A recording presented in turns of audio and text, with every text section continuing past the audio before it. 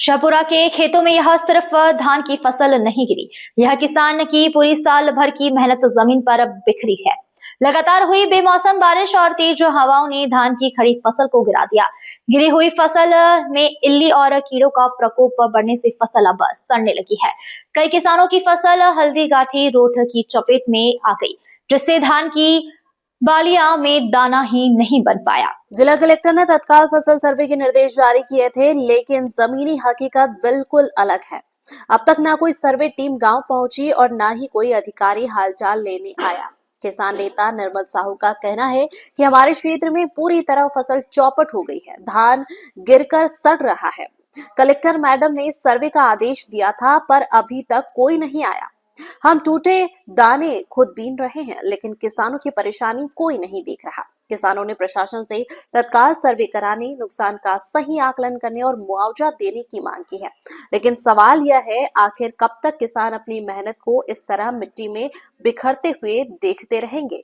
ये दाना उठा रहे हैं, धान झाड़ू लगा रहे हैं। तो कैसे करके गिर गई है ये हम तूफान में है और कीड़ा काटे हैं बहुत ज्यादा। ये तो बहुत नुकसान हुआ होगा है।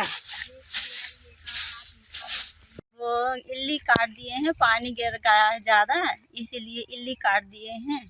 रोग लग गया है उसमें, अधिक वर्षा होने के कारण वो पूरा झड़ गया है। धान की फसल। तो ये मजदूर काम कर रहे हैं क्या? मजदूर काम कर रहे हैं। सर्वे हुआ है क्या? सर्वे नहीं हुआ है। कितना नुकसान हुआ होगा? बहुत नुकसान हो गया है। क्या चाहते हैं आप? क्या नाम है आपका? उषा साहब। कहाँ से हैं? हम सैंपरा से हैं।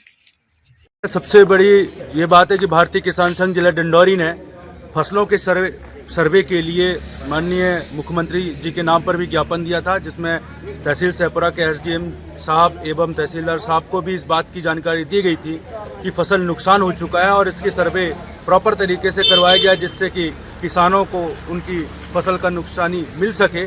लेकिन तहसीलदार सैंपरा के द्वारा सही तरीके से कार्रवाई नहीं किया जा रहा है और मौके पर पटवारी लोगों को भेजा नहीं जा रहा है, जिससे कि किसानों की फसल जो नुकसान हुई है उसका सर्वे सही तरीके से नहीं हो पा रहा है। ऐसी स्थिति में तत्काल इनके ऊपर कार्रवाई किया जाए और किसानों के हित में कहना चाहिए प्रॉपर तरीके से सर्वे करवाया जाए, जिससे उनको मुआवजा मिल सके।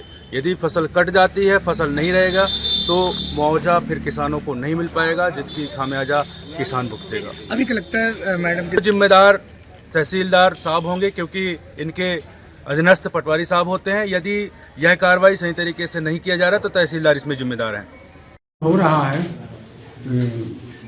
अभी कुछ प्रकरण हमारे पास में आए हुए हैं जिसमें जांच चल रही है। सर काफी है कि पटवारियों ने सर्वे किया है, कर रहे हैं, और जहाँ बाकी है सर्वे कार्य जारी है। जो रिपोर्टें आ रही हैं उसमें जानकारी ली जा रही है पटवारियों से। संदीप गोलिया की रिपोर्ट।